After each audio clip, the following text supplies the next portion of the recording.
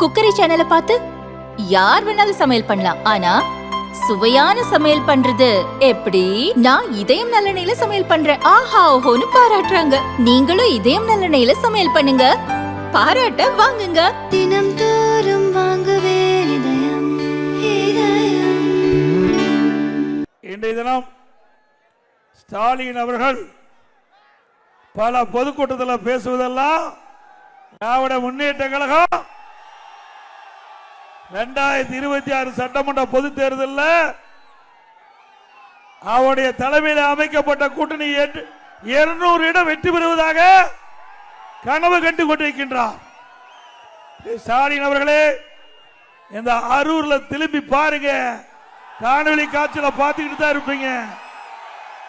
எந்த அளவுக்கு எழுச்சி இருக்குது, எந்த அளவுக்கு ஆரவார மகிழ்ச்சி இருக்குது. அடுத்த ஆண்டு நடைபெற்ற சட்டமன்ற பொது தேர்தல் அனைத்து இந்திய அண்ணா திராவிட முன்னேற்ற கழக தலைமையிலே அமைக்கப்படுகின்ற கூட்டணி 210 இடங்களிலே வெல்லும். கிராமத்தில் குறிப்பிடுவாங்க, விளையும் பயிர் முளையிலே தெரியும் சொல்லுவாங்க. அடுத்த ஆண்டு நடைபெற்ற சட்டமன்ற தேர்தலில் வெற்றி இங்க இருக்கின்ற மக்களுடைய ஆரவாரமே சாட்சி. எனவே இன்றைக்கு திரு ஸ்டாலினுடைய கனவு பலிக்காது. திரு ஸ்டாலின் அவர்கள் கூட்டணி நம்பிக்கொண்டிருக்கின்றார். கூட்டணி வேணும் வேண்டான்னு சொல்லல, ஆனா கூட்டணி மற்றும் வெற்றி பெறாது. மக்களுடைய நம்பிக்கை வேண்டும், மக்களுடைய ஆதரவு வேணும். மக்கள் நினைத்தால் தான் ஆட்சிக்கு வர முடியும். ஒரு ஆட்சியில ஏற்றுவதும் இறக்குவதும் மக்கள் தான். உண்மைதானே? நீங்க தானே நீதிபதிகள். ஆக திரு ஸ்டாலின் அவர்களே, கூட்டணியை நம்பி கனவு கொண்டிருக்கின்றீர்கள். ஒருபோதும் இந்த தேர்தல் நடக்காது. 2021 சட்டமன்ற பொது தேர்தலில் பொய்யான வாக்குறுதிகள், நிறைவேற்ற முடியாத வாக்குறுதிகள் சுமார் 525 வாக்குறுதிகளை வெளியிட்டீங்க. மூட்டை மூட்டையா பொய்களை அவிழ்த்து விட்டீங்க. கவர்ச்சிகரமா பேசுனீங்க. கொள்ளை பிரச்சனையாக மக்களை ஏமாற்றி ஆட்சிக்கு வந்து கிட்டத்தட்ட 53 மாத காலம் உருண்டோடி விட்டது.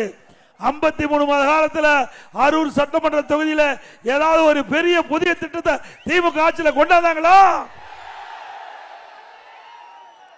525 அறிவிப்பு திமுக அறிவிப்பு 2021 சட்டமன்ற பொது தேர்தலில் திராவிட முன்னேற்ற கழக தலைவர் திரு ஸ்டாலின் அறிவித்தார். அதுல 98% நிறைவேற்றப்பட்டதாக குறிப்பிட்டு வரார். நிறைவேற்றிருக்காரா? பொய் தானே? மக்களை ஏமாற்றி தானே ஆட்சிக்கு வந்திருக்கிறாங்க. குறிப்பா இது கிராமப்புறம். இன்னைக்கு அரூர் சட்டமன்ற தொகுதி வேளாண் பெருமக்கள் நிறைந்த பகுதி, விவசாய தொழிலாளி நிறைந்த பகுதி. இந்த பகுதியில் 100 நாள் வேலை திட்டம் 150 நாளா உயர்த்தினாங்களாமா? 100 நாள் வேலை திட்டத்தை திராவிட முன்னேற்ற கழகம் ஆட்சிக்கு வந்தவுடன் 150 நாளாக உயர்த்தப்பட்டாங்க. உயர்த்தல. நான் 100 நாள் வேலை திட்டத்திலே பணிபுரிகின்ற தொழிலாளிக்கு அதனுடைய சம்பளம் உயர்த்தினாங்களா? உயர்த்தாட்டி போக உயர்த்தவில்லை என்றாலும் பரவாயில்ல. ஆனா செய்த அந்த வேலைக்கு கூட முழுமையாக பணம் கொடுக்க முடியல. 100 நாள் வேலை திட்டத்தில் பணிபுரிந்த அந்த தொழிலாளிகளுக்கு முழுமையா சம்பளம் கொடுக்க வக்கில்லாத அரசாங்கம் திமுக அரசாங்கம். மத்திய அரசாங்கத்தை மீது பழி போட்டாங்க. இன்றைய முதலமைச்சர், நாங்க மத்திய அரசை அணுகி அண்ணா திமுக ஆட்சியிலே இருந்தாலும் இல்லாவிட்டாலும் மக்களுக்கு பிரச்சனை போது அந்த மக்களுடைய பிரச்சனையை தீர்ப்பதில் முதல் கட்சி அண்ணா திமுக கட்சி. அந்த அடிப்படையில் மத்திய அரசு மத்திய மந்திரிகளை தொடர்பு கொண்டு தமிழ்நாட்டுக்கு சேர வேண்டிய இந்த 100 நாள் வேலை திட்டத்தில் பணிபுரிகின்ற தொழிலாளருக்கு தேவையான நிதி ஒதுக்கிட வேண்டும் என்று கேட்டோம். முதல் கட்டமா 2999 கோடி நிதியை பெற்று தந்த அரசாங்கம் கட்சி அண்ணா திமுக கட்சி. முதல் கட்டமா 100 நாள் வேலை திட்டத்தில் பணிபுரிந்த தொழிலாளிகளுக்கு 2999 கோடி ரூபாய் பெற்று தந்த கட்சி அண்ணா திமுக கட்சி. திறனற்ற திராணியற்ற திறமையற்ற அரசாங்கம் திமுக அரசாங்கம். எண்ணி பாருங்க, அது மட்டும் இல்ல, டீசல் பெட்ரோல் விலை குறைக்கிறாங்களா? குறைச்சாங்களா? ரேஷன் கடையில் மாதந்தோறும் 1 கிலோ சர்க்கரை கூடுதலா போடுறாங்களா? போட்டாங்களா? அதோட நம்முடைய மாணவ செல்வங்கள், இளைஞர்கள் கல்விக்காக வங்கியில கடன் வாங்கினாங்க, கடனை ரத்து பண்ணாங்களா? ரத்து பண்ண சொன்னாங்கல்ல. அப்படி மக்களை ஏமாற்றி தானே வாக்குல பெற்றாங்க. ஆட்சிக்கு பிறகு அப்படியே அந்தர் பல்ட்டி அடிச்சிட்டார். அதோட மாதந்தோறும் கேஸ் சிலிண்டருக்கு 100 ரூபாய் மானியம் கொடுக்கறாங்களா? கொடுத்தாங்களா? செய்யல.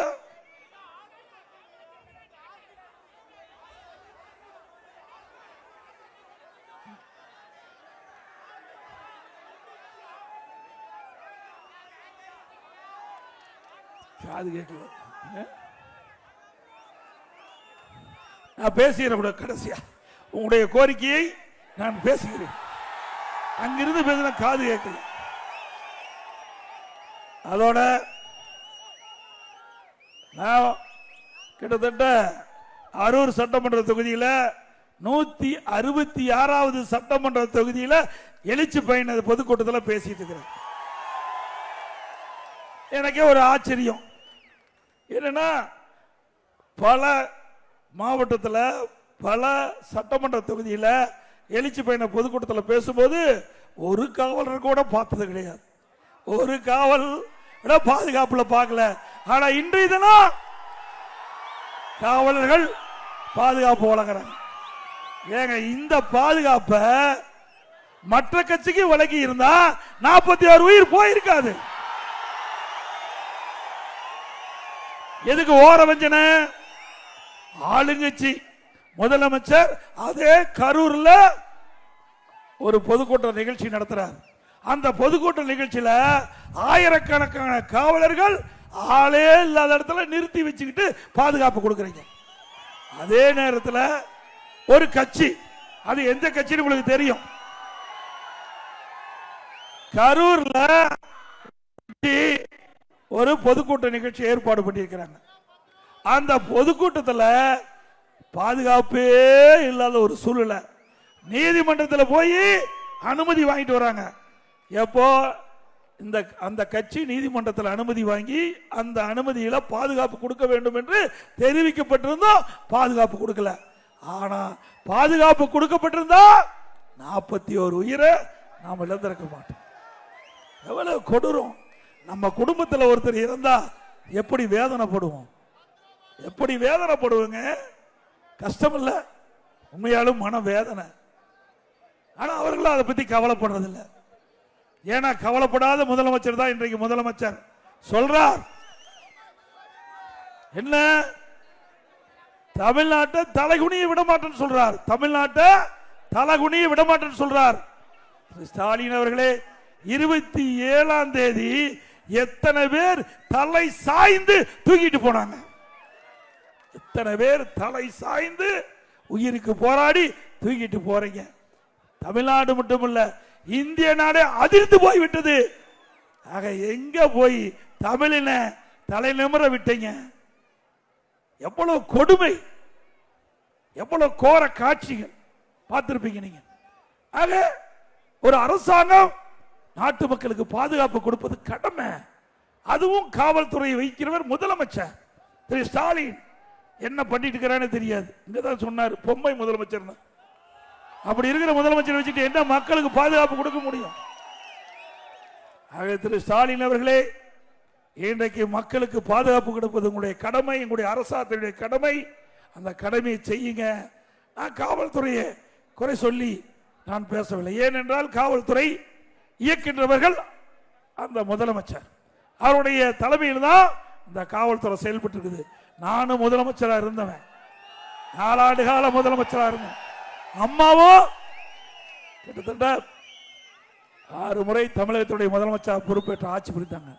அனைத்து இந்திய அண்ணா திராவிட முன்னேற்ற கழகம் இந்த மண்ணிலே பொன்மன செம்மல் புரட்சி தலைவர் எம்ஜிஆர், புரட்சி தலைவி அம்மா, அம்மாவுக்கு பிறகு நான் 31 ஆண்டு காலம் ஆட்சி புரிந்தோம். எத்தனை போராட்டம், எத்தனை பொதுக்கூட்டம், எத்தனை மாநில மாநாடு, எத்தனை கட்சிகள் நடத்தின. அத்தனை கட்சிக்கு முழுமையாக பாதுகாப்பு கொடுத்து உயிர் சேதம் இல்லாம பாதுகாக்கப்பட்ட அரசாங்கம் அண்ணா திமுக அரசாங்கம். நாங்க மக்களை நேசிச்சோம். அது எந்த கட்சின்னு பார்க்கல. இது தமிழ்நாட்டு மக்கள். தமிழ்நாட்டில் கூட்டம் நடக்குது, தமிழ்நாட்டில் ஆர்ப்பாட்டம், பேரணி, போது மாநில மாநாடு இப்படி நடக்கும் போது ஒரு அரசாங்கம் மக்களை பாதுகாத்து அவர்களை அந்தந்த கட்சிக்கு ஒரு நல்லது செய்ய வேண்டும். அதை விட்டுட்டு திமுக கட்சி நடத்தினா முழுமையான பாதுகாப்பு, வேற கட்சி நடத்தினா பாதுகாப்பு இல்லை. ஆக தேர்தல் நடக்க வரைக்கும் எப்படி வேணாலும் பேசலாம். ஆனால் தேர்தல் முடிஞ்ச பிறகு ஒரு கட்சி ஆட்சிக்கு பிறகு அந்த ஆட்சியாளர்கள் பாகுபாடு இல்லாம சமமா அனைவரையும் பார்க்க வேண்டும். அதுதானே நியாயம்? சொல்லுங்க. நீங்க தான் நீதிபதி, நீங்க எடுக்கின்ற முடிவுதான் இறுதியானது. ஆக திரு ஸ்டாலின் அவர்களே, இனியாவது நீங்க சிந்திச்சு இன்னைக்கு மக்களுக்கு என்ன பாதுகாப்பு வேண்டும் என்பதை உறுதி செய்து அதற்கு தக்கவாறு கட்சி பாகுபாடு இல்லாம நீங்கள் கூட்டத்திற்கு பாதுகாப்பு கொடுக்க வேண்டும் என்று அன்போட நேரத்தில் கேட்டுக்கிறேன். அது மட்டுமல்ல, இன்றைக்கு எப்பொழுதெல்லாம் திமுக ஆட்சிக்கு வருதோ அப்பெல்லாம் சட்டம் சந்தி சிரிக்குது. உண்மைதானே? இந்த ஆட்சிக்கு கொலை, கொல்ல, திருட்டு, வழிப்பறிவு, பாலியல் சீண்டல் நடக்காத நாள் இருக்குதா? இருக்குதுங்களா? சிறுமி முதல் பாட்டி வரைக்கும் பாதுகாப்பே இல்லை. சிறுமி முதல் பாட்டி வரைக்கும் பாதுகாப்பு இல்லை. ஒரு அவல ஆட்சி. இன்னைக்கு இப்படிப்பட்ட ஆட்சி தொடர வேண்டுமா? இன்றைக்கு காவல்துறைகள் கைகள் கட்டப்பட்டிருக்கின்றன. சில காவல்துறை அதிகாரிகள் அவர் ஒன்னு சொன்னா இவங்க ரெண்டு செய்யறாங்க. இன்றைக்கு சில காவல்துறை அதிகாரிகளை பணிவன்போடு இந்த நேரத்தில் கேட்டுக்கிறேன். கால சக்கரம் சுட்டி கொண்டே இருக்கும். நீங்கள் நடுநிலையோடு நடந்து கொள்ள வேண்டும். மக்களுக்கு பாதுகாப்பு கொடுத்ததிலே எந்த தவறும் நீங்கள் இழைத்து விடக் கூடாது என்பதை கவனமாக சிந்தித்து செயல்பட வேண்டும். இந்த அரசாங்கம் உங்களை பாதுகாக்க நினைக்காதீங்க. ஏற்கனவே ஒரு அமைச்சர் இருந்தாரு, யாருன்னு உங்களுக்கு தெரியும். அவர் 450 நாள் ஜெயிலில் இருந்துட்டு தான் வந்திருக்காரு. ஜெயிலுக்கு போய் திருந்தின பாடு இல்ல. ஜெயில போட்டா திருந்துவான்னு பார்த்தா அங்க போய் கிரிமினல் கட்டிட்டு வந்து இன்னும் தப்பு தான் செய்யறார். யாருன்னு உங்களுக்கு தெரியும்? 10 ரூபா. இத சொன்னா அவரு கோபம் வருது. எடப்பாடி பழனிசாமி தான் 10 ரூபா. ஏப்பா, மக்கள் சொல்றாங்க, மக்கள் சொல்றதை நான் பேசுறேன். உண்மைதானே? 10 ரூபாய்ங்கிறது ஒரு ஐஎஸ்சி மார்க் மாதிரி ஆகி போச்சு. 10 ரூபாய்னா எந்த மூல முடுக்கல மக்களை கேட்டாலும் பேர் சொல்லுவாங்க. யார் பேர் சொல்லுவாங்க? வெட்கக்கேடான விஷயம்.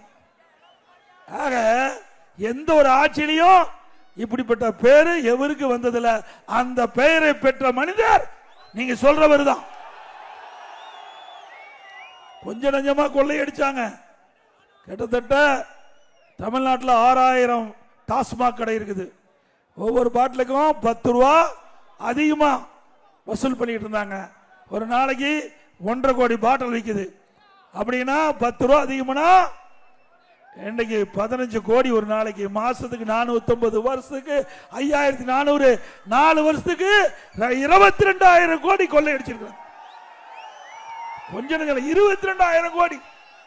இதை வச்சுக்கிட்டு தான் ஆட்டம் போட்டுட்டு இருக்கிறாங்க. என்ன தேர்தல் வரட்டும் ஐயா, நீ என்ன வேணாலும் பேசு. எடப்பாடியார் பஸ் தூக்கிட்டு ஊரூரா போ, அதை பத்தி கவலை இல்லை. நாங்க கொள்ளையடிச்சு பணத்தை வச்சிருக்கிறோம்.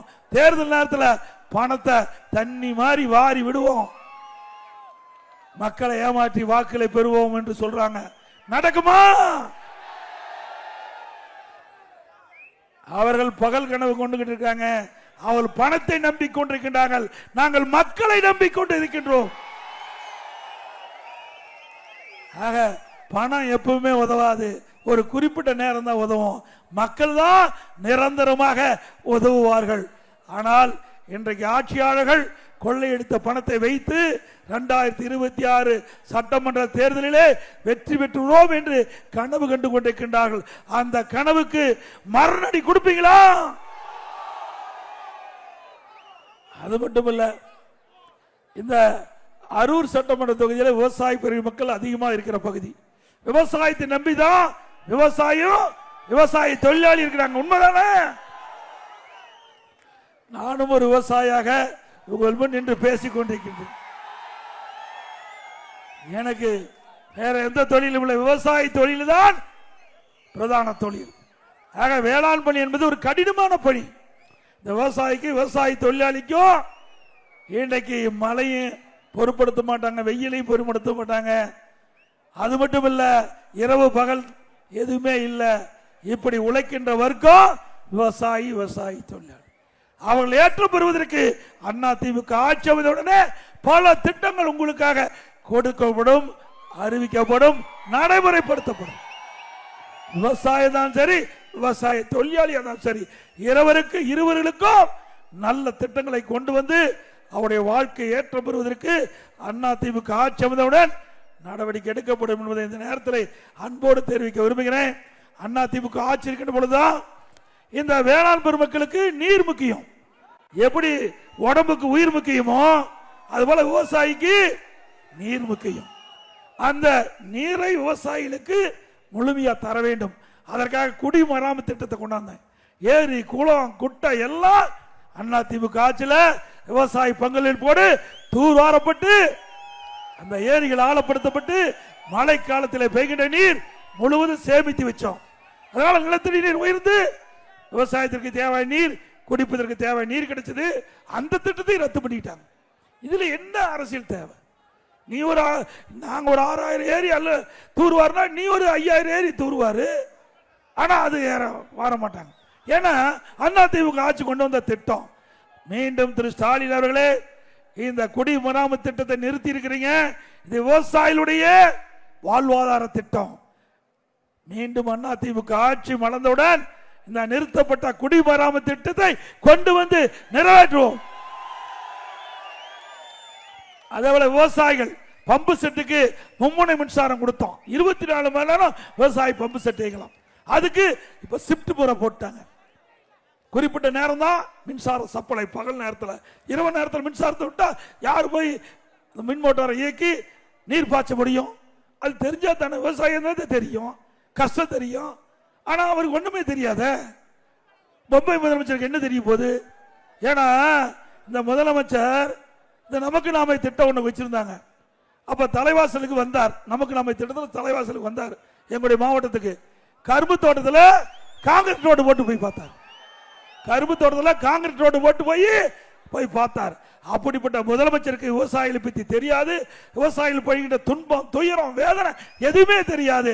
ஆனா அதிமுக அரசாங்கத்தை பொறுத்த வரைக்கும், என்னை பொறுத்த வரைக்கும் விவசாயம் முழுமையாக தெரிந்தவன் என்ற அடிப்படையில் உங்களுக்கு என்னென்ன கஷ்டம் இருக்கின்றது என்பது அனுபவ ரீதியாக எனக்கு தெரிந்த காரணத்தினாலே விவசாயிகள் படுகின்ற துன்பங்கள், விவசாய தொழிலாளி படுகின்ற துன்பங்கள் அதிமுக ஆட்சி மலர்ந்தவுடன் தீர்க்கப்படும். அதே போல விவசாயிகள் தொடக்க வேளாண் கூட்டுறவு கடன் சங்கத்தில் வாங்கிய கடன் 2014 2021 வரைக்கும் அதிமுக ஆட்சி 5 வருஷம் 2 முறை கடன் தள்ளுபடி செஞ்சோம். இந்தியாவில் எந்த ஒரு அரசாங்கமும் 2 முறை விவசாயிகளுடைய கடன் தள்ளுபடி செஞ்சதில்ல. அதையும் விவசாயிகள் செஞ்சோம். வறட்சி நிவாரணம் கொடுத்தோம். புயல், வெள்ளம், சேலம் பயிருக்கு அதை கணக்கிட்டு விவசாயிகளுக்கு அந்த தொகை கொடுத்தோம். இன்றைக்கு இந்த மக்காச்சோளம் பயிர் அதுல இன்றைக்கு அமெரிக்கன் படைப்புலி விழுந்தது. கடுமையா பாதிச்சாங்க. என்னுடைய கவனத்துக்கு வந்தவுடன் அதிமுக அரசு கிட்ட பொழுது 186 கோடி அந்த மக்காச்சோள பயிர் இழப்பீட்டாருக்கு அந்த தொகை கொடுத்த அரசாங்கம் அதிமுக. அடுத்த ஆண்டு அந்த மக்காச்சோள பயிர்த்தில் அமெரிக்கன் படைப்புழு விழுந்தவுடனே அதிமுக அரசாங்கமே 48 கோடி நிதி ஒதுக்கீடு செஞ்சு பூச்சிக்கொல்லி மருந்து வாங்கி எங்கெங்கெல்லாம் அமெரிக்கன் படைப்புழு எந்தெந்த தோட்டத்தில் விழுந்ததோ அங்கெல்லாம் கண்டறிந்து அந்த அமெரிக்கன் படைப்புழுவை பூச்சிக்கொல்லி மருந்து அடிச்சு அந்த பயிரை காப்பாற்றிய அரசாங்கம் அதிமுக அரசாங்கம். இங்க கூட விவசாயிகளை கோரிக்கை வச்சிருக்கிறாங்க. இந்த பகுதியில் மரவள்ளி கிழங்கு அதிகமா இருக்குது. மஞ்சள் சாகுபடி, கரும்பு சாகுபடி, வேர்க்கடலை இதெல்லாம் இங்கே அதிகமாக சாகுபடி செய்யப்படுகிறது. இந்த மரவள்ளி பயிர் இருக்கிற விவசாயிகள் மாவு பூச்சி விழுந்து அந்த பயிர் சேதமடைகிறது. அதே போல மஞ்சள் அந்த கிழங்கு அழுகு நோயில் விழுந்து அதுவும் பாதிக்கப்படுது. ஆக அந்த பாதிப்பிலிருந்து விவசாயிகளை மீட்டு எடுக்க வேண்டும் என்று கோரிக்கை கொடுத்திருக்கிறீங்க. அண்ணா திமுக அரசு இருக்கின்ற பொழுது இந்த வேளாண் துறை அதிகாரிகள் இந்த மரவள்ளி பயிர் இட்டுக்கின்ற அந்த பகுதிக்கு சென்று இந்த மாவு பூச்சி விழுந்தா அதை பூச்சிக்கொல்லி மருந்து அடித்து அந்த பயிரை காப்பாற்றுகின்ற சூழ்நிலை நாங்கள் உருவாக்கி கொடுத்தோம். எந்தெந்த மாவட்டத்தில் இந்த மரவள்ளி கிழங்குக்கு மாவு பூச்சி விழுந்ததோ அதையெல்லாம் கண்டறிந்து பூச்சிக்கொல்லி மருந்து அடிக்கப்பட்டு அந்த பயிரை காற்ற அரசாங்கம் அண்ணா திமுக அரசாங்கம்.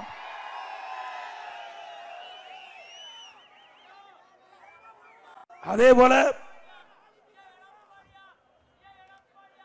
இந்த பகுதியில் நீண்ட நாள் கோரிக்கை தென்பெண்ணை ஆற்று உபரி நீரை ஈச்சம்பாடி அணையிலிருந்து நீரேற்று மூலமாக 66 ஏரிகள் நிரப்பப்பட வேண்டும். இந்த 66 ஏரிகள் நிரப்பப்படுவதற்காக அந்த விவசாயிகள் மாண்பு அமைச்சர் சகோதரர் அன்பழகன் அவர்கள் போன்றவர்கள் எல்லாம் கோரிக்கை வச்சாங்க. ஆக அந்த கோரிக்கையை ஏற்று அண்ணா திமுக அரசு இருக்கின்ற பொழுது நான் இடைத்தேர்தல் வந்தது. அந்த இடைத்தேர்தலே அவளுக்கு வாக்குறுதி கொடுத்தோம்.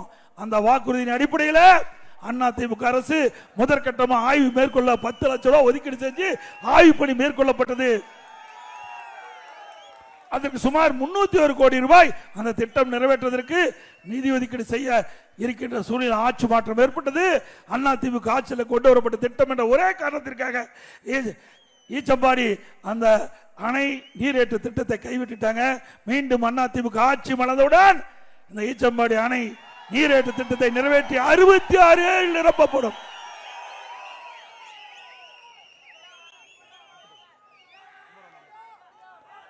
அதே போல அரூர் குமரன் அணைக்கட்டு திட்டம் இந்த பகுதி மக்களுடைய கோரிக்கை ஏற்று விவசாயியுடைய கோரிக்கை ஏற்று அண்ணா திமுக அரசு அந்த திட்டத்தை நிறைவேற்றுவதற்கு அரசாணை வெளியிட்டு நிதி ஒதுக்கீடு செய்யப்பட்டு பணி துவங்கப்பட்டது. இந்த ஆட்சி வந்த பிறகு அதையும் கிடப்புல போட்டாங்க. மீண்டும் அண்ணா திமுக ஆட்சி வந்தவுடன் அரூர் குமரன் அணைக்கட்டு திட்டம் நிறைவேற்றப்படும். அதே போல அரூர் பகுதியில் 93 ஏரிகளுக்கு தென்மனை ஆற்று உபரி நீரை நிரப்ப வேண்டும் கோரிக்கை கொடுத்திருக்கிறீங்க. இந்த அரூர் தொகுதியில் தென்மனை ஆற்றின் உபரி நீரை சென்னக்கால் திட்டம் மூலம் அந்த வாய்க்கால் வழியாக நீரேற்றும் திட்டத்தின் மூலமாக இப்பகுதியில் உள்ள 11 ஊராட்சியில் உள்ள 93 ஏரிகள் உபரி நீரை நிறைவேற்றும் கேட்டுக்கிறீங்க. அண்ணா திமுக ஆட்சி பிறகு இந்த திட்டத்திற்கு பரிசீலிக்கப்படும் என்பதையும் நேரத்தில் தெரிவிக்க விரும்புகிறேன். அதே போல இது கிராம சூழ்ந்த பகுதி.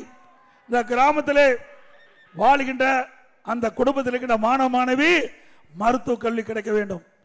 ஆக அந்த மாணவர்கள் மற்ற மாணவர்களோடு போட்டி போட்டு நீட் தேர்வில் அதிக மதிப்பெண் பெற்று அவர்கள் மருத்துவ கல்வி கிடைப்பது அரிதாக இருந்தது. நான் முதலமைச்சர் இருந்த பொழுது 2017-18 வெறும் 9 பேருக்கு தான் நம்முடைய அரசு பள்ளியை படித்த 41% மாணவர்கள் 3,81,000 மாணவர்கள் வெறும் 9 பேருக்கு தான் அந்த மருத்துவ கல்வி கிடைச்சது. நானும் அரசாங்க பள்ளியிலே படித்தவன். ஆகவே அந்த அரசு பள்ளியை படித்த மாணவர்கள் மருத்துவர் ஆக வேண்டும் என்ற கனவை நனவாக்க என்பதற்காக அந்த 3,81,000 பேர்ல அதிகமான பேர் இந்த அரசு பள்ளியை படிக்கிற அந்த மாணவ செல்வங்கள் மருத்துவராக வேண்டும், கனவு நனவ வேண்டும் என்ற அடிப்படையில் 7.5% உள்ளிட ஒதுக்கீடை கொண்டு வந்து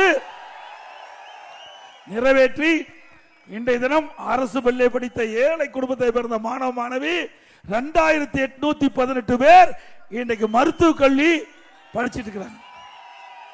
இந்த இடஒதுக்கீட்டில் தேர்வு செஞ்ச மாணவ மாணவி ஏழை குடும்பத்தை சேர்ந்தவர்.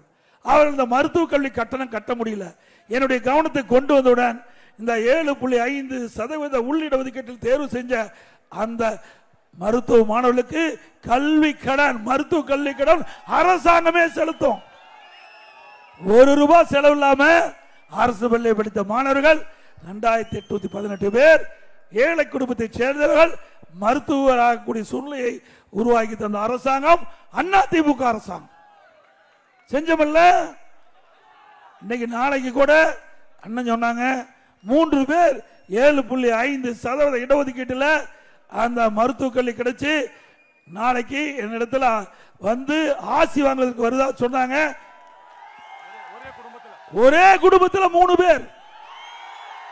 இதாங்க சாதனை. இப்படி ஒரு சாதனையாவது திமுக ஆட்சியில இந்த மக்களுக்கு செய்து கொடுத்திருக்காங்களா? அது மட்டும் இல்ல, ஏழை தொழிலாளி, அது விவசாய தொழிலாளி இருந்தாலும் சரி, அல்லது சலவை தொழிலாளி, அல்லது நெசவு தொழிலாளி, மூட்டை தைக்கிற தொழிலாளி, இல்லது தாழ்த்தப்பட்ட குடும்பத்திலே பிறந்தவர்கள் யாராக இருந்தாலும் அவர்கள் குடிசையிலே வாழ்ந்தால் அவர்களுக்கு பல லட்சம் மதிப்புள்ள கான்கிரீட் வீடு அதிமுக ஆட்சியிலே கட்டி கொடுக்கும். இன்றைக்கு அந்த ஏழை தொழிலாளியும் சரி, தாழ்த்தப்பட்ட மக்களுக்கும் வீட்டு நிலைமை இல்லை. அதிமுக ஆட்சி வந்தவுடன் அதிமுக அரசாங்கமே வீட்டு நிலம் சொந்தமா வாங்கி, அரசாங்கமே சொந்தமா வாங்கி அற்புதமான கான்கிரீட் வீடு அந்த ஏழைகளுக்கும் தாழ்த்தப்பட்ட மக்களுக்கும் கட்டி கொடுக்கப்படும். இது அதிமுகவுடைய தேர்தலுடைய பிரதான தேர்தல் அறிக்கை. அத்தனை ஏழைகளுக்கும் வீடு கட்டி கொடுக்க வேண்டும். பல லட்சம் மதிப்புள்ள அற்புதமான கான்கிரீட் வீடு அதிமுக அரசு அமைந்தவுடன் கட்டி கொடுக்கப்படும் என்ற மகிழ்ச்சியான செய்தியை இந்த நேரத்தில் தெரிவிக்கிறேன். அதே போல கொரோனா காலத்தில் உங்களுக்கு தெரியும், 12 மாசம் நம்முடைய மக்களுக்கு ரேஷன் கடையில் விலையில்லா அரிசி கொடுத்தோம், விலையில்லா சக்கரை கொடுத்தோம், விலையில்லா எண்ணெய் கொடுத்தோம், குடும்பத்துக்கு 1000 ரூபாய் பணம் கொடுத்தோம் இல்ல? ஒரு வருடம் கொடுத்தோம். அதே போல இன்றைக்கு அந்த காலகட்டத்தில் தைப்பொங்கல் வந்தது. இது கிராமம் சூழ்ந்த பகுதி. எல்லா குடும்பத்திலும் தைப்பொங்கல் பொங்க வேண்டும் என்பதற்காக ஒவ்வொரு குடும்பத்துக்கு 2500 ரூபாய் கொடுத்தோம். அந்த நேரத்தில் பள்ளிகள் மூடப்பட்டது, கல்லூரிகள் மூடப்பட்டன. அந்த மாணவர்கள் ஓராண்டு எங்களுக்கு வீணாகி விட்டது என்று மன உளைச்சல் இருந்தாங்க. அப்படி கல்லூரியில் படிக்கின்ற மாணவர்களுக்கு ஆன்லைன்ல வகுப்பு நடத்தணும், ஆன்லைன்ல தேர்வு நடத்தணும். நம்முடைய கல்லூரி மாணவர்கள் நன்றாக படித்து தேர்வு எழுதி பட்டம் பெற்றாங்க. பள்ளியில் படிக்கின்ற மாணவருக்கு ஆல் பாஸ் போட்டு கொடுத்தோம். அதே போல அதிமுக ஆட்சி அமைந்தவுடனே நம்முடைய தாய்மார்களுக்கும் சகோதரிகளுக்கும் நல்ல சேலை ஒவ்வொரு தீபாவளி போது வழங்கப்படும்.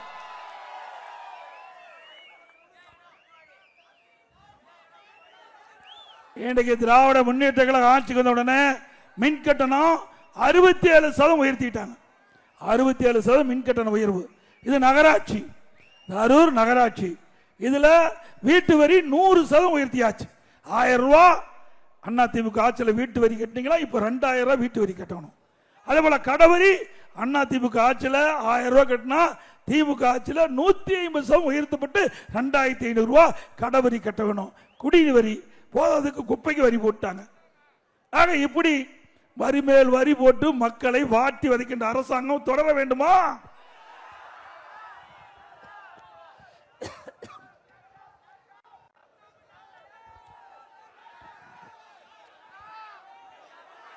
பள்ளியிலே படிக்கின்ற மாணவர்களுக்கு லேப்டாப் கொடுக்கப்படும். திருமண உதவி திட்டத்தின் கீழ் 26,000 50,000 கொடுக்கப்படும். தாலிக்கு தங்கம் வழங்கப்படும். இந்த திருமண உதவி திட்டத்தில் தேர்வாகின்ற மணப்பெண்ணுக்கு பட்டு சேலை வழங்கப்படும். மணமகனுக்கு பட்டு வேஷ்டி கொடுக்கப்படும். அதே போல இப்போ இப்படி உங்களுடன் ஸ்டாலின், யாருடன் ஸ்டாலின்? 4 வருஷம் கழிச்சு இப்பதான் மக்களை தேடி முதலமைச்சர் வந்திருக்கார். அதுல எதுக்காக வந்திருக்காரு? 46 பிரச்சனை இருக்குதான். இதுல பிரிண்ட் அடிச்சு கொடுத்திருக்காரு. 46 பிரச்சனைய 4 வருஷமா கண்டுபிடிச்சிருக்காரு. பிரச்சனை தீர்க்க முதலமைச்சர் இல்ல, பிரச்சனையை கண்டுபிடிக்க வந்திருக்கார். இந்தியாவிலேயே பிரச்சனையை கண்டுபிடித்த ஒரே முதலமைச்சர் தமிழ்நாடு முதலமைச்சர். எல்லா முதலமைச்சரும் மக்களுடைய பிரச்சனை தீர்ப்பாங்க, ஆனா மக்களுடைய பிரச்சனை கண்டுபிடிச்சு தீர்க்க போறாராம். வீடு வீடா மக்களை சந்திச்சு இந்த 46 பிரச்சனையில எந்த பிரச்சனையாவது உங்களுக்கு இருந்தா நீங்க மனு எழுதி அந்த அதிகாரி கொடுத்தா சம்பந்தப்பட்ட அதிகாரி சம்பந்தப்பட்ட துறைக்கு அனுப்பி அந்த பிரச்சனை தீர்த்து வைப்பாங்களா? நடக்குங்களா? இதை நம்பி நம்முடைய மக்கள் மனு எழுதி கொடுத்தாங்க. எங்களுக்கு இந்த பிரச்சனைக்கு மனு எழுதி கொடுத்தாங்க. சிவகங்கை மாவட்டத்தில் திருப்புவனத்தில் ஆத்துல கிடக்குது. மக்கள் கொடுக்கப்பட்ட மனு ஆத்துல கிடக்குது. இப்படித்தாங்க திமுக ஆட்சி இருக்கும். இதே போல திரு ஸ்டாலின் தேர்தல் நேரத்தில் சொன்னார். திரு ஸ்டாலினும் குறிப்பிட்டார், உதயநிதி ஸ்டாலின் குறிப்பிட்டார். திராவிட முன்னேற்ற கழகம் ஆட்சிக்கு வந்தவுடன் முதல் கையெழுத்து நீட் தேர்வு ரத்து செய்யப்படும். ரத்து செஞ்சாங்களா? பிறகு உதயநிதி ஸ்டாலின் பொதுக்கூட்டத்தில் சொல்றார், நீட் தேர்வை ரத்து செய்வதற்கு ரகசியம் இருக்குன்னு சொன்னார். சொன்னாரா? சொல்லிட்டார். கிருஷ்ணகிரியில் நடந்த பொதுக்கூட்டத்தில் முதலமைச்சர் சொல்லிட்டார், நீட் தேர்வுக்கு எங்களால் விதிவிலக்கு பெற்று தர முடியாது. ரகசியத்தை ஸ்டாலின் சொல்லிட்டார். நீட் தேர்வுக்கு திமுக அரசாங்கத்தால் அந்த விலக்கு பெற்று தர முடியாது என்று கைவிரித்து விட்டார். இதுதான் ரகசியம். இதற்கு நீட் தேர்வுக்கு விலக்கு பெறுவதற்கு 1 கோடி பேருக்கு கையெழுத்து வாங்கப்படும் என்று திமுக அறிவிக்கப்பட்டு 1 கோடி பேருக்கு கையெழுத்து வாங்கினாங்க. கையெழுத்து வாங்கி திரு மேதகு ஜனாதிபதி கொடுப்பதற்காக கையெழுத்து வாங்கி அறிவிப்பு கொடுத்து கையெழுத்து வாங்கினாங்க. கையெழுத்து வாங்கி சேலம் மாவட்டம் பெத்தநாயகம்பாளையத்தில் அந்த இளைஞர் மாநில திமுக இளைஞர் மாநாடு நடத்துது. அதில் அந்த மேடையில் கொண்டாந்து அந்த வாங்கின மனுலாம் பெட்டியில் போட்டு வச்சுட்டு திரு ஸ்டாலின் பேசும்போது ஃபேனை போட்டு விட்டாங்க. எல்லாம் பறந்து போச்சு. எல்லாம் பறந்து போய் திமுக கார காலில் மிதிவிட்டு வீணா போச்சு. இது வரைக்கும் அந்த மனு என்னாச்சுன்னு சொன்னாங்களா? இதுதாங்க திமுக கையெழுத்து வாங்குற லட்சணம். மக்களை எப்படி ஏமாத்துறாங்க பாருங்க. இதுல ஒரு படத்துல வரும், சதுரங்க வேட்டைன்னு ஒரு படத்துல வரும், ஒருவரை ஏமாற்ற வேண்டும் என்றால் ஆசையை தூண்ட வேண்டும்.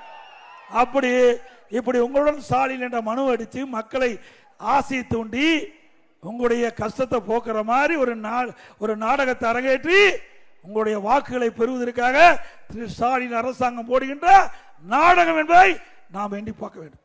இன்னொன்னு எப்போது பார்த்தாலும் சொல்றாரு, நாங்க ஆட்சிக்கு வந்த உடனே நாங்க கொடுக்கப்பட்ட வாக்குறுதி குடும்ப தலைவிக்கு மாதந்தோறும் 1000 ரூபாய் உரிமை தொகை வழங்கி விட்டோம்னு. நீ எங்க வழங்கின? நாங்க கொடுத்த அழுத்தத்தில் தான் நீங்க கொடுத்த. அண்ணா திமுக பிரதான எதிர்க்கட்சி சட்டமன்றத்தில் தொடர்ந்து நாங்க பேசணும். திரு ஸ்டாலின் அவர்களே, குடும்ப தலைவிக்கு மாதந்தோறும் 1000 ரூபாய் கொடுப்பதாக கொடுக்கப்பட்ட வாக்குறுதி என்னாச்சு? அந்த ஏழை மக்களை ஏமாற்றி வாக்குகளை பெற்று அந்த திட்டத்தை நிறைவேற்றவில்லை. எப்பொழுது நிறைவேற்ற என்று தொடர்ந்து பிரதான எதிர்க்கட்சி என்ற தலைவர் முறையில் நானும் அனைத்து இந்திய அண்ணா திராவிட முன்னேற்ற கழக சட்டமன்றத்தில் முதலமைச்சருக்கு அழுத்தம் கொடுத்த காரணத்தினால 28 மாதம் கழிச்சு அதை கொடுத்தார். அந்த 1000 ரூபாய் கிடைக்க செய்ததும் அண்ணா திமுக கட்சி தான். அவர் மனம் வந்து கொடுக்கல. அது மட்டும் இல்ல, இந்த 1 மாசத்துக்கு முந்தி ஒரு அறிவிப்பு கொடுத்தாங்க. மேலும் 30 லட்சம் பேர்களுக்கு விதியை தளர்த்தி இந்த குடும்ப தலைவிக்கு 1000 ரூபாய் கொடுப்பதாக அறிவிச்சாங்க. ஏன் அப்பவே கொடுத்திருக்கலாமே? அப்ப விதியை தளர்த்தி கொடுத்திருக்கலாம். யாரு வேண்டாம்? எதற்காக? மக்களுடைய செல்வாக்கு எழுந்துட்டாங்க, கட்சிக்காரருடைய செல்வாக்கு எழுந்துட்டாங்க. இந்த 30 லட்சம் பேருக்கு இந்த குடும்ப தலைவிக்கு கொடுத்தா அவருடைய வாக்கு அடுத்த ஆண்டு நடைபெற தேர்தலில் கிடைக்கும். அந்த மக்களுடைய கஷ்டத்தை பார்த்து கொடுக்கல, அந்த தாய்மாருடைய கஷ்டத்தை பார்த்து திரு ஸ்டாலின் கொடுக்கல. அந்த விதிவிலக்கு தளத்துல அவர்களுக்கு அவருடைய வாக்கு வேணும், அவருடைய ஓட்டு வேணும், குடும்பத்துடைய ஓட்டு வேணும். அதற்காக 30 லட்சம் பேர்களுக்கு விதியை தளர்த்தி இந்த குடும்ப ஒவ்வொரு மாதமும் குடும்ப தலைவிக்கு 1000 ரூபாய் கொடுப்பதாக அறிவிச்சிருக்கிறாங்க. இன்னும் வந்தபாடு இல்லை. இதையெல்லாம் ஏமாற்று விலை உங்களுடைய வாக்குகளை பெறுவதற்காக ஸ்டாலின் போடுகின்ற தந்திர மாடல் என்பதை நாம் உணர வேண்டும். அண்ணா திமுக ஆட்சி வந்தவுடனே ஏற்கனவே நாங்கள் தெரிவித்தோம், எங்களுடைய தேர்தல் அறிவிக்கையிலே தெரிவித்தோம், குடும்பத்துக்கு 1500 ரூபாய் கொடுக்கணும். ஆனா திமுக கவர்ச்சிகரமா பேசி மக்களை ஏமாற்றி ஆட்சிக்கு வந்துட்டாங்க. அண்ணா திமுக ஆட்சியில இந்த திட்டம் தொடரும் என்பதை நேரத்தில் தெரிவிக்கிறேன். இப்போ நீங்க பாத்தீங்கன்னா நாட்டில் பணத்தை திருடுவாங்க, நகை திருடுவாங்க. ஆனா இப்போ கிட்னி திருடுறாங்க, கிட்னி திருட ஆரம்பிச்சுட்டாங்க. அதாவது இப்போ யாராவது இந்த பொதுக்கூட்டத்தில் கலந்து கொண்டிருக்கிறவங்க அறுவை சிகிச்சை திமுக நடத்தும் மருத்துவமனையில் அறுவை சிகிச்சை செஞ்சுதா போய் ஸ்கேன் பண்ணி பார்த்துங்க, உள்ள உறுப்பு இருக்குதா பார்த்துங்க. ஏன்னா அவ்வளவு சந்தேகம் ஏற்பட்டு விட்டது. அதில் முற்றார் உறவினர் நண்பர்கள் யாராவது திமுக மருத்துவமனை போய் ஆபரேஷன் பண்ணியிருந்தா அவளையும் போய் செக் பண்ணி சொல்லுங்க. ஏன்னா இன்னைக்கு திமுக எம்எல்ஏ நடத்துகிற மருத்துவமனையில் கிட்னி முறைகேடு நடைபெற்றதாக திமுக அரசாங்கத்துக்கு புகார் வந்து அந்த புகார் அடிப்படையில் திமுக அரசாங்கம் ஒரு குழு போட்டு அந்த திமுக எம்எல்ஏ நடத்துகின்ற மருத்துவமனையில் போய் ஆய்வு செஞ்சு சோதனையிட்ட பொழுது அங்கே கிட்னி முறைகேடு நடைபெற்றதாக கண்டுபிடிக்கப்பட்டு அந்த கண்டுபிடிக்கப்பட்ட அடிப்படையில் அவளுக்கு கொடுக்கப்பட்ட உறுப்பு மாற்று அறுவை சிகிச்சை அனுமதியை ரத்து பண்ணிட்டாங்க. ஆனால் கைது செஞ்சிருக்காங்களா? எவ்வளவு பெரிய விஷயம்! கிட்னி திருடுவது மிகப்பெரிய கொடுமை அல்லவா? கொடுமையிலும் கொடுமை வறுமை. அந்த வறுமையை மையமாக பயன்படுத்தி அந்த ஏழை எளிய மக்களுக்கு பணத்தாசை காட்டி அவளை அழைத்திட்டு போய் பல லட்ச ரூபா மற்றவர்கிட்ட வாங்கி அவருடைய கிட்னியை முறைகேடா எடுத்திருக்கிறாங்க. இப்படிப்பட்டவர்களை அண்ணா திமுக ஆட்சிக்கு பிறகு சட்டப்படி நடவடிக்கை எடுக்கப்படும். யாரு அண்ணா திமுக தப்பிக்க முடியாது. அது மட்டும் இல்ல, அதே நாமக்கல் மாவட்டத்தில் பள்ளிப்பாளையத்தில் ஒரு பெண் பணத்தாசை காட்டி இந்த கிட்னி கொடுப்பதற்கு முன் வந்து அங்க அறுவை செஞ்சு அந்த கிட்னி எடுத்துட்டு அந்த அம்மாவிட்ட சொல்லிட்டாங்க. பிறகு அந்த அம்மாவுக்கு உடம்பு சரியில்லை. உடனே போய் ஸ்கேன் பண்ணி பார்த்தா கிட்னிக்கு பதிலாக கல்லீரல் எடுத்துட்டாங்க.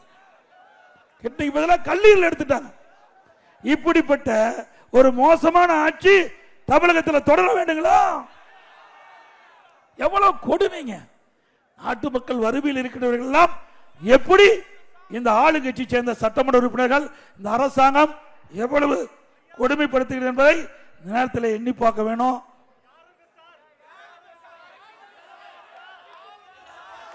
யார் அந்த சார்? அதான் கண்டுபிடிக்க முடியல. அண்ணா திமுக ஆட்சி தான் கண்டுபிடிக்கும். திமுக ஆட்சியில் யார் அந்த சார் என்பதை அவரால் கண்டறிய முடியவில்லை. அனைத்து இந்திய அண்ணா திராவிட முன்னேற்ற கழகம் வந்தால் அதை கண்டுபிடித்து நாட்டு மக்களுக்கு அம்பலப்படுத்தப்படும்.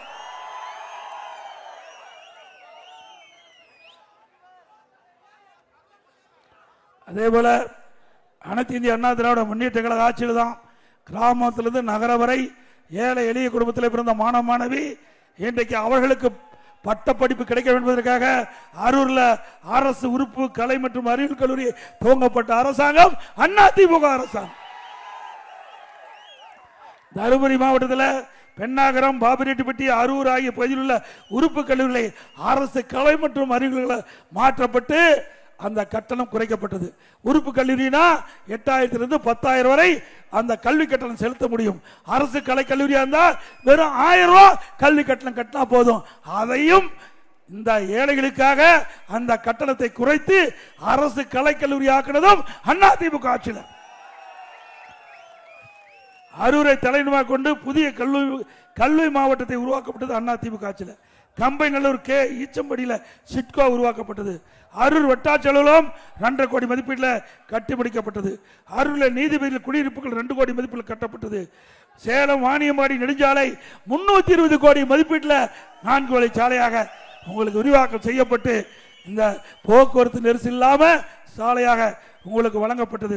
அரூர் அரசு மருத்துவமனையில் 110 படுக்கை கொண்ட மருத்துவமனையா தரம் உயர்த்தப்பட்டது. சித்தேரி மலை முதல் மண்ணூர் வரையிலான சாலை 11 கிலோமீட்டர் வரை 8 கோடி மதிப்பீட்டில் தார் சாலையாக அமைத்து கொடுக்கப்பட்டது. சித்தேரி முதல் நொச்சிக்குட்டை வரை சுமார் 5 கோடி மதிப்பீட்டில் தார் சாலை அமைத்து கொடுக்கப்பட்டது. மண்ணூர் முதல் கோவிந்தங்காடு வரை மலை சாலை ரூபாய் 3 கோடி மதிப்பீட்டில் தார் சாலை அமைக்கப்பட்டது.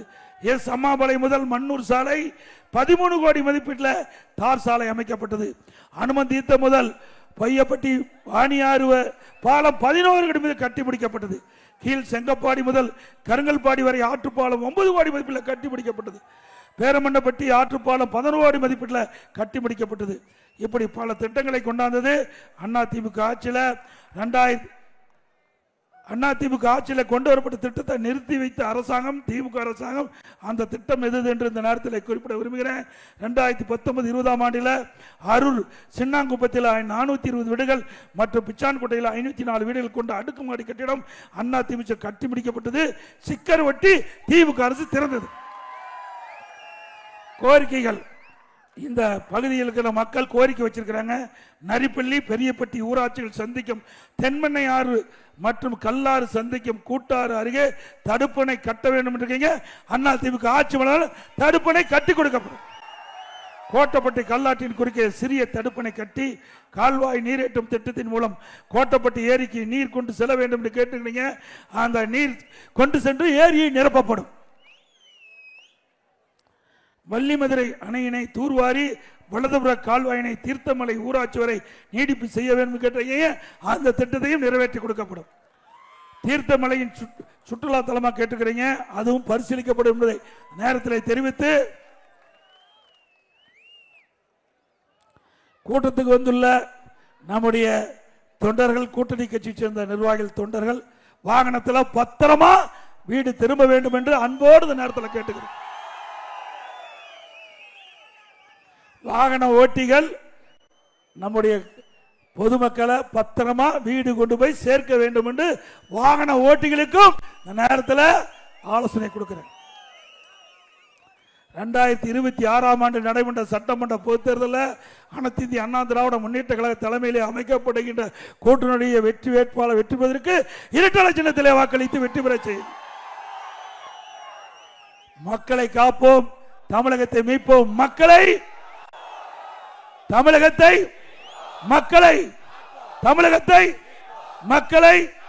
தமிழகத்தை பை பை ஸ்டாலின்.